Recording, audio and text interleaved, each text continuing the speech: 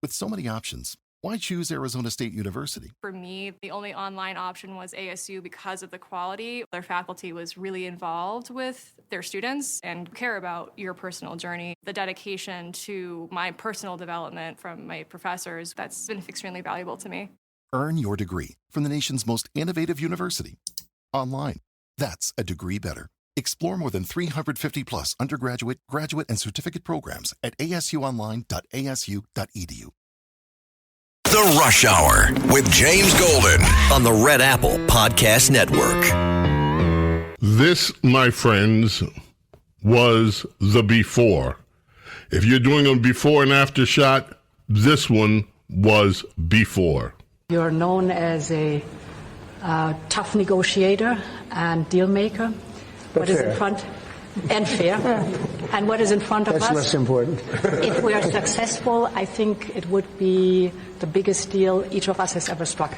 So I'm very much looking forward. Ever struck by anybody? That's true. Yeah. That's true. Right now we have that honor goes to Japan. We just struck a deal with Japan, as you know. And we're very close to a deal with China. We really sort of made a deal with China, but we'll see how that goes. And we have numerous other deals. And mostly I'm just going to charge tariffs. And, you know, it's not a deal per se, but people are going to pay tariffs. And we're doing them at the low end, not the high end, because we don't want to hurt anybody. And pretty well, but you and I both figured this is really the biggest trading partnership in the world, so we should give it a shot, right? Yeah. Very much looking forward to that. Oh, thank you very much. I do too. So they gave it a shot, and within hours, Ursula was back. And this is what Ursula said. We have a deal. We have a trade deal between the two largest economies in the world. And it's a big deal. It's a huge deal. It will bring stability. It will bring predictability. That's very important for our businesses on both sides of the Atlantic. It's 15% tariffs across the board, all inclusive. The investments Mr. President just described, that going to go to the United States and the purchases over there. Indeed, basically the European market is open. It's 450 million people. So it's a good deal. It's a huge deal. Yeah. Was tough negotiations. I knew it at the beginning, and it was indeed very tough, but we came to good conclusions for both sides. So again, congratulations and many thanks. Thank you very much. Thank you. Welcome, my friends. It is the Monday edition. Where's the music? Thank you. Of Bo Snerdley's Rush Hour. Oh, yes, indeed, my friends. What a way to... You know, over this past weekend, there was enough news to fill out a week of news. But, of course, this was one of the biggest stories, the biggest trade deal so far that has been made perhaps in world history. Not everybody's happy. Macron has got his feathers ruffled. He's yappy about it. Some of the other leaders of the European nations, I bet that right now, some of them wish that they had never signed up with this European Union thing so that they could make their own deal. But they did.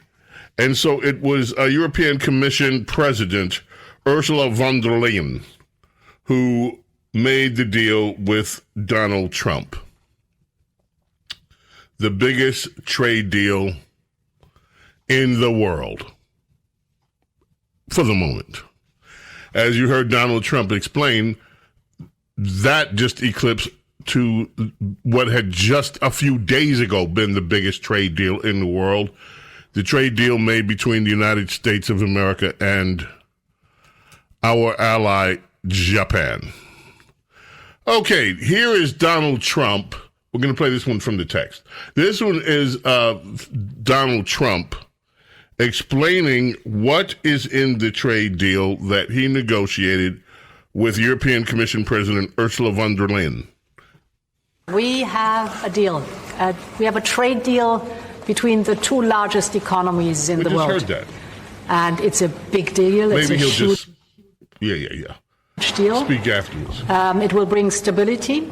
It will bring predictability. That's very important for our businesses on both sides of the Atlantic. It's 15% tariffs across the board, all inclusive.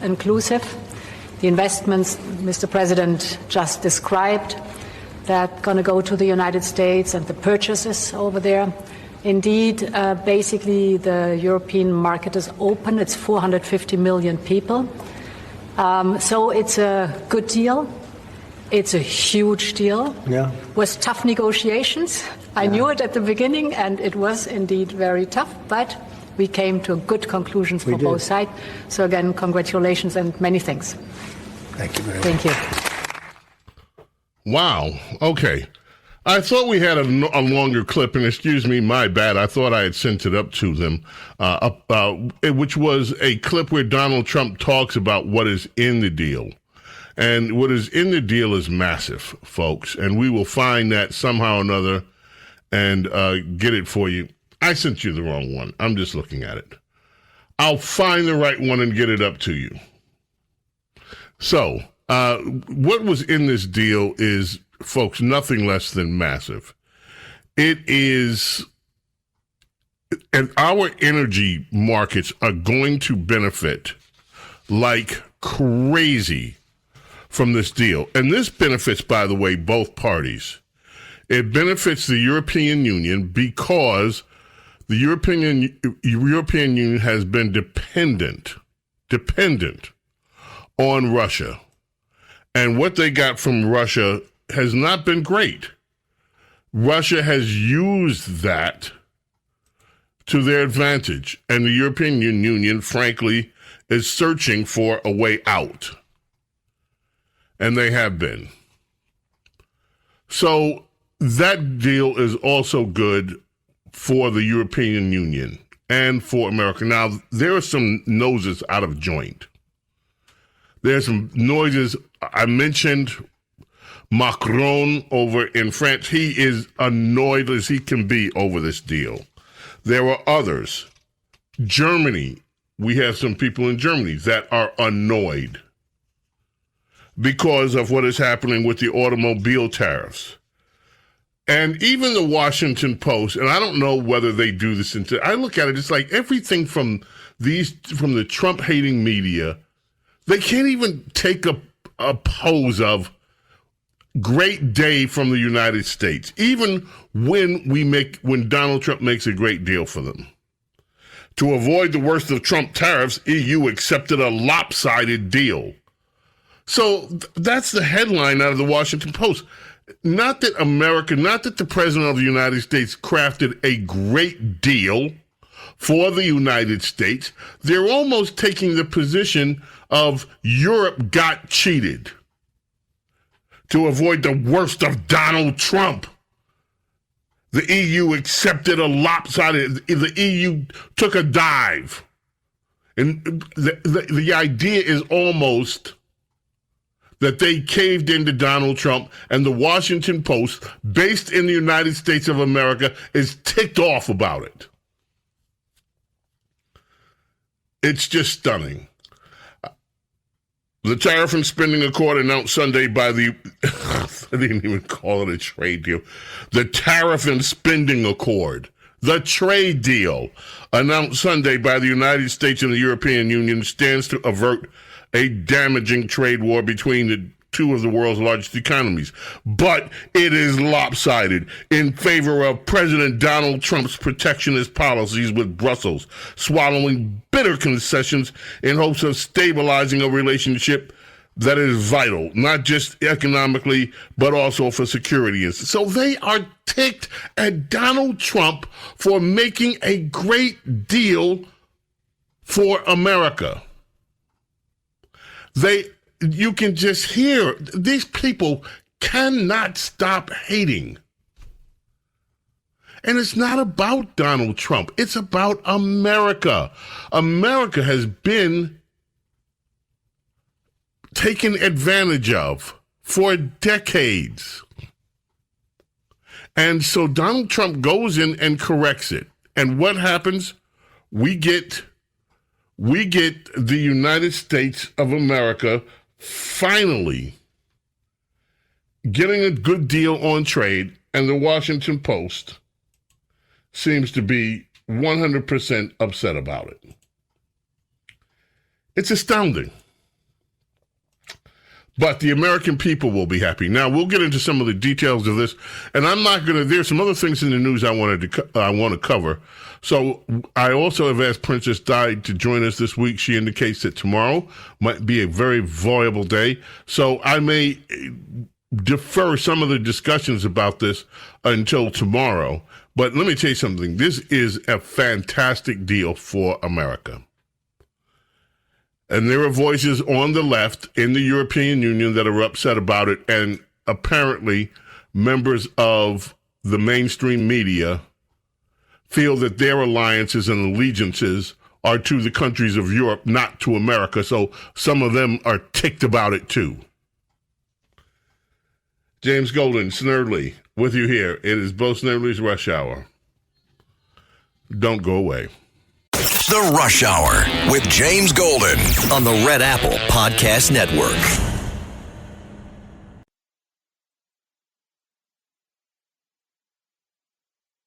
The Rush Hour with James Golden on the Red Apple Podcast Network. And I see an American flag, I immediately look at that I'm like, that person's probably a bigot. That person's probably a homophobe. That person's probably a racist if they're just flying American flags out everywhere. Yeah. Yes, my friends, Bill Snerdley's Rush Hour, we do feature some voices from America's left. James Golden, Snerdley with you here. We found the Trump clip that we wanted to play for you. And it is Donald Trump explaining what's in this deal.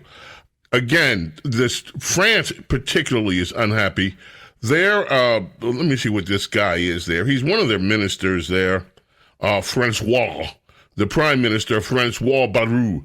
It's a dark day when an alliance of free peoples gathered to affirm their values and defend their interests resolves to submit.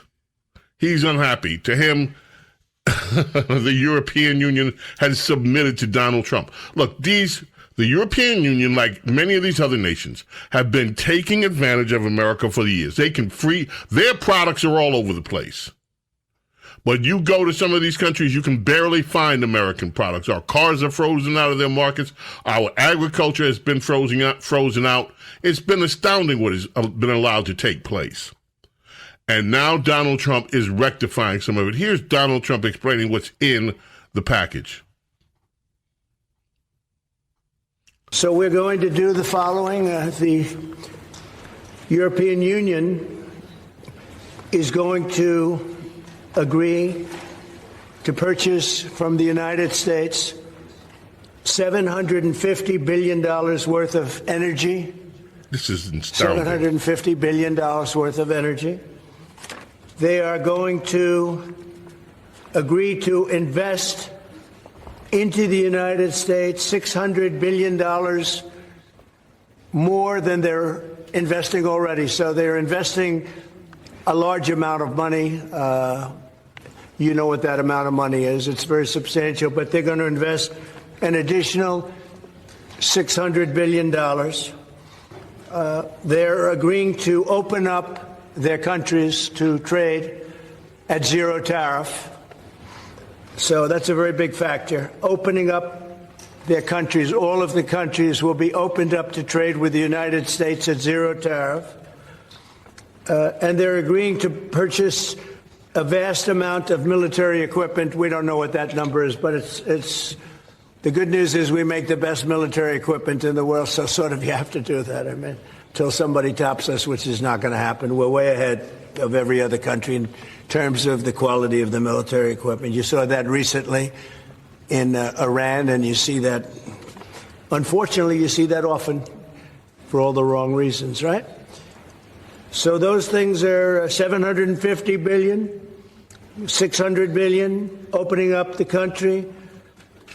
We are agreeing that the tariff straight across for automobiles and everything else will be a straight across tariff of 15%. So we have a tariff of 15%.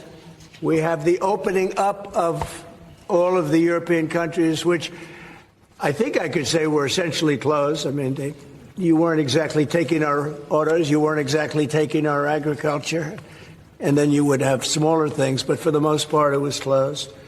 And now it's open. It's open for our companies to go in and do a good job with it. I think you'll like them. I think you'll like it.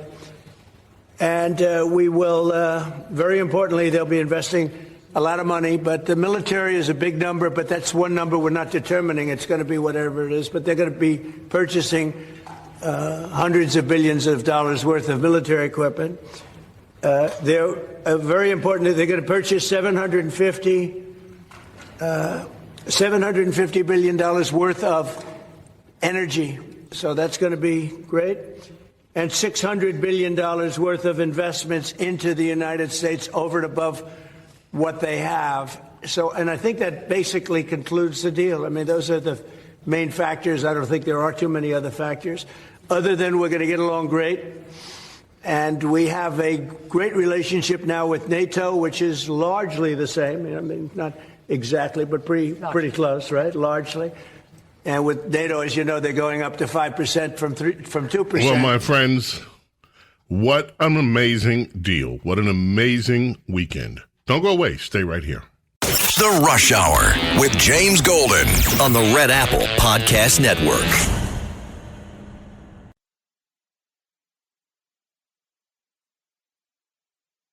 The Rush Hour with James Golden on the Red Apple Podcast Network. To get this deal done to knock the Jeffrey Epstein story out. Oh, you got to be kidding with that. No, had nothing to do with it. Only you would think that. That had nothing to do with it. Can you believe it? Did you rush to get the EU trade deal, the biggest trade deal in the world? Did you rush to get it done so you could get the Jeffrey Epstein stuff out of the headlines? Unbelievable. But that's the TDS press. We have to go quick, my friends, on this, the fastest hour in American media. I want to get some reaction to this trade deal, aside from that reporter. Hey, did you just do the biggest trade deal that will bring billions of dollars into the American economy? Hundreds of billions of dollars more like it. When you really add up the numbers, we're talking over $1 trillion into the American economy. Did you do that so you could get Jeffrey Epstein off the headlines? These people actually work in the media. They actually have jobs. Let's very quickly get some reaction to this deal. I'll tell you what we'll do. We'll do two back-to-back, and then we'll come back. First, David Gura on PMS NBC, and that's cut 9. I think he's from Bloomberg. And then former U.S. Trade Representative Jamieson Greer was on CNBC. So we'll go to PMS NBC first and CNBC 9 and 10. Let her rip.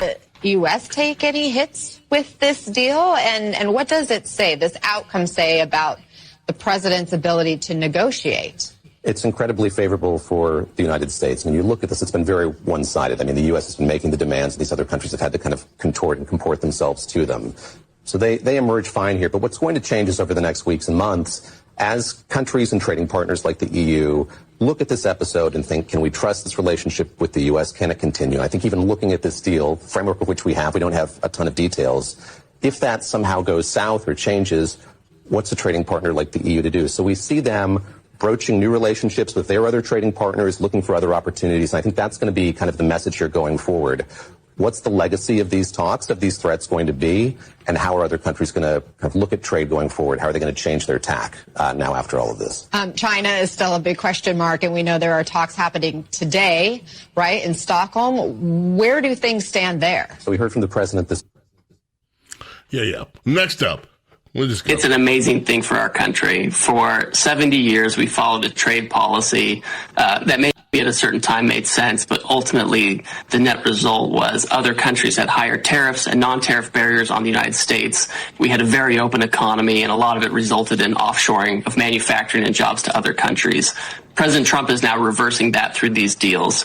We're essentially reaching settlements with countries that are good for them and good for us, where we get to keep some level of tariff on the country, but we also open their markets to our exports. And this is how you get rid of trade deficits. It's how you create a manufacturing boom. So these are obviously huge net positives for America and American workers. Now, Gordon Sondland, you might remember him, Sondland, ambassador from the previous Trump administration, who I'll have to go back and look at the details, but he gave some testimony, and a lot of people soured on him afterwards.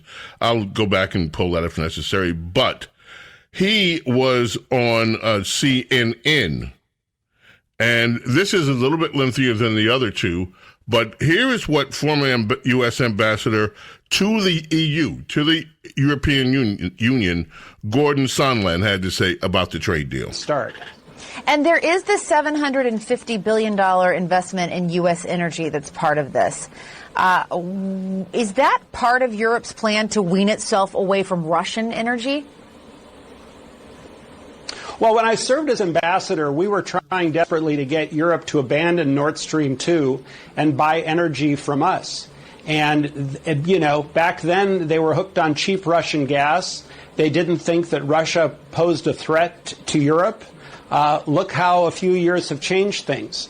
So now they don't want to buy from Russia. They want to buy from the U.S. This is something that is tailor-made for this kind of a deal. And I think very soon you're going to see what's, was known as a transatlantic highway of LNG tankers going across the Atlantic to Portugal or to other ports and depositing, large amounts of LNG. And we will become the dominant supplier to Europe, which is in Europe's benefit and it's in our benefit. And it really, really screws Russia, which is exactly the goal. And just more broadly, before I let you go, just zooming out just a little bit in terms of the relationship between the U.S. and the EU and Europe. Look, when President Trump came into office, there were a lot of questions. He'd slammed NATO. He'd said maybe he was going to get out. Since then, we've seen he came back and said he'd had his mind changed on NATO when he went to the meeting. Now we see, obviously, this deal with the EU. How would you categorize the U.S. relationship with Europe right now? It's excellent. There's a lot of crocodile tears for the cameras, but at the end of the day, the EU knew they had to do something like this. They realized that now President Trump has the mandate to push it. He did not have the mandate in his first term because he was fighting a lot of impeachments and other things that didn't give him the power to do what he's done now. So I think all the whining and complaining is for public consumption, but at the end of the day, we're very close to the EU. We do a lot of things together, both public and classified. And, this is whatever, sore feelings there are over this negotiation or a small bump in the road, and now we can move forward. I think this is a tremendous day for the United States, and I have to credit President Trump. Also, lastly, wow, well, that's just amazing. Enough of you, CNN. Thank you. The President of the United States is still over in Scotland. In fact, he has been meeting with Prime Minister Keir Starmer. And this question, cut 3, came up when they invited members of the press to ask questions. The President makes it look easy dealing with illegal migration. You must be envious of his record in such a short period of time. Well, I think we've been discussing irregular, illegal migration is a huge issue in both our countries. In the United Kingdom, it is a real cause for concern, and that's why we must bear down on it. Female reporter. They ask so sweetly too. It's like they ask the questions like these questions are a shiv. It's like someone's sticking you with the shiv. But she asked so sweetly. The President Donald Trump's done so much with illegal immigration. Why, you must be jealous. You must be envious of him. He makes it look so easy. What do you have to say about that, Keir Starmer? Well,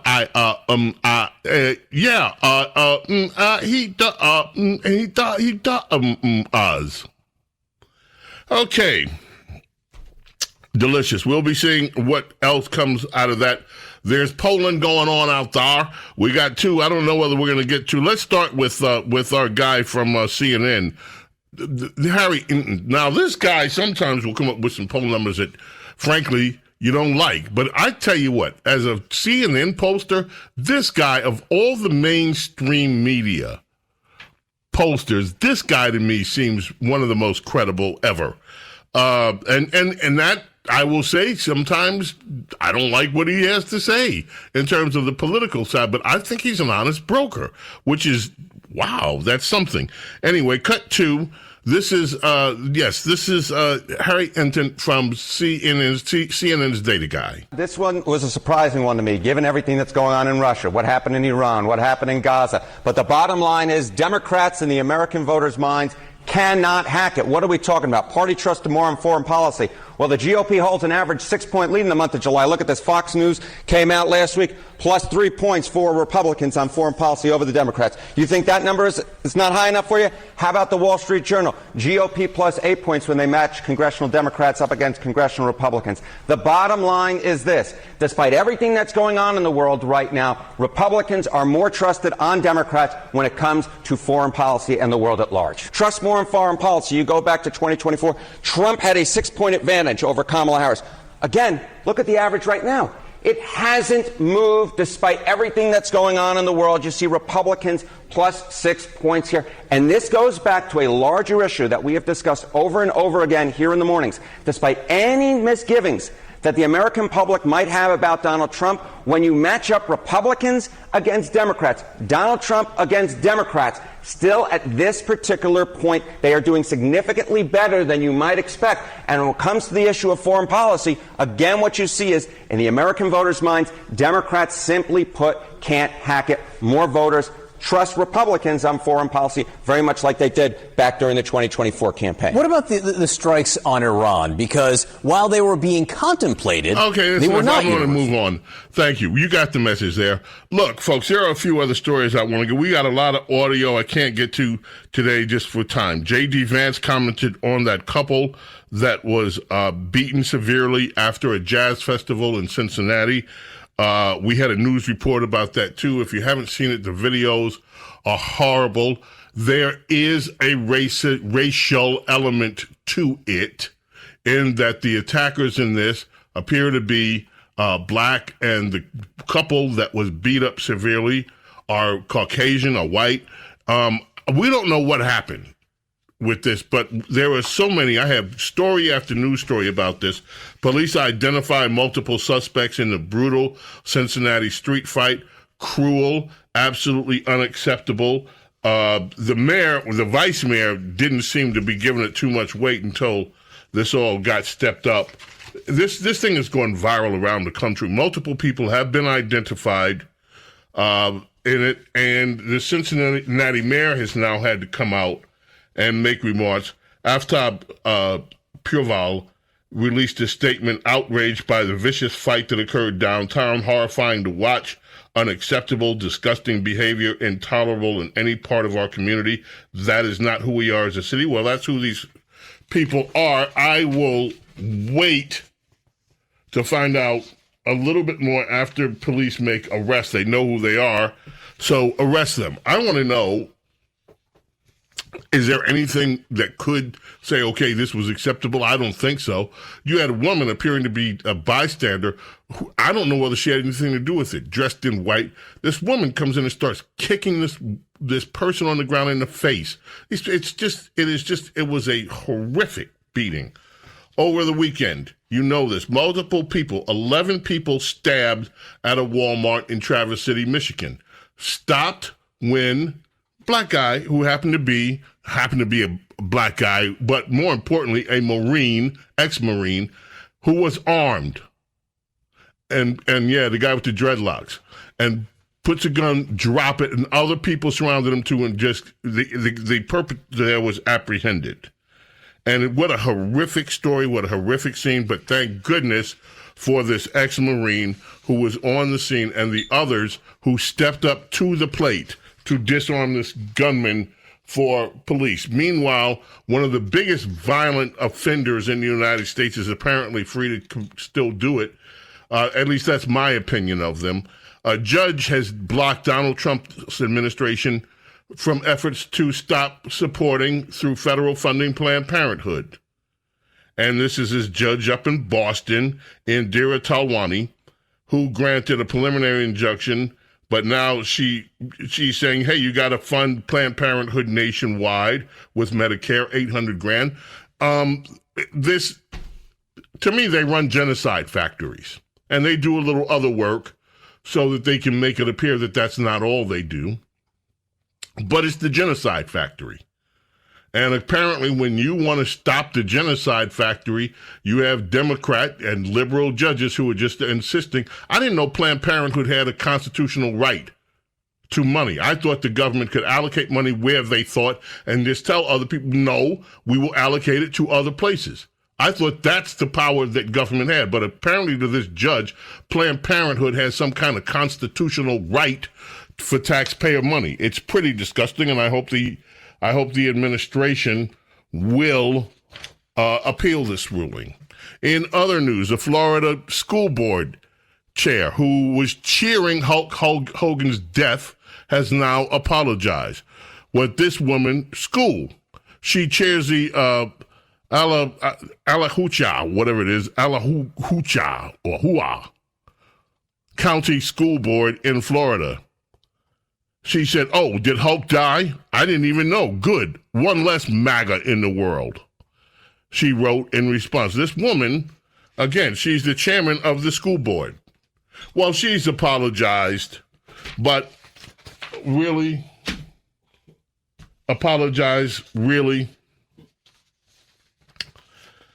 This one, a continuation of a story that we did last week.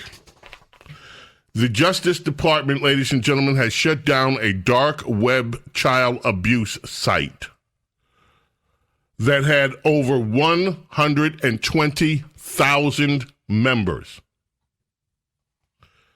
FBI agents arrived at William Spearman's home in the quiet suburb of Madison, Alabama in November 2022. But this story goes way back. These people have been involved in this for a long time. And even before that 2022 raid, there was a raid in 2020. Well, last week, there was another raid of this. I point this out, and I'll get more details for you. I don't have time to go into the full story right now. We're pressed up on a break. But I'm just going to say this.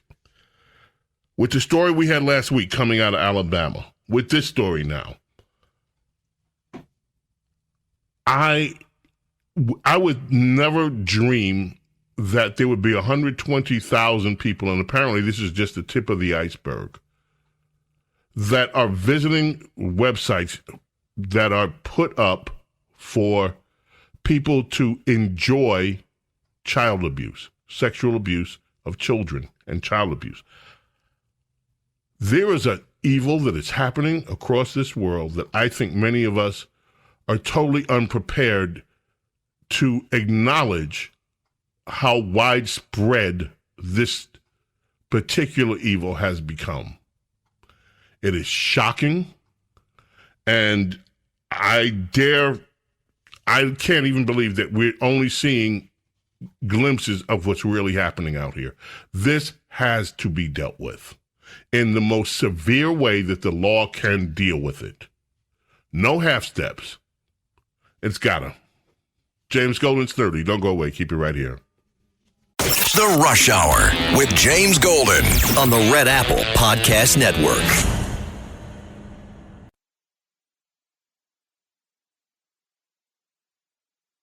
The Rush Hour with James Golden on the Red Apple Podcast Network. Apparently Huey Lewis and the News did so much in love as well. Oh my goodness, folks! You know what? We are already almost at the end of the deal here for the day. I can't. This is the fastest hour in American media. It goes so quickly. I wanted to touch on so many different stories. Some of them I'm going to put away until tomorrow. Like Letitia James is back in the news, suing Trump again. This time it's over illegal immigrants. But so we'll deal with that. We have to go. May God bless, protect each and every single one of you, your families, your loved ones. Love and gratitude for your being here with me, allowing me to be with you. My friends, and God willing, we're back tomorrow. Until then, I bid you adieu. Bye. Thanks for listening to Bo Snerdley's Rush Hour. You can hear Bo Snerdley's Rush Hour weekdays at 4 on 77 WABC. If you like the podcast, share it with your friends and listen anytime at WABCRadio.com and download the WABC Radio app. Hit that subscribe button on all major podcast platforms. Plus, follow WABC on social on Instagram, TikTok, Facebook, and X. See you next time for a new episode so you never have to wonder. What the heck is going on here?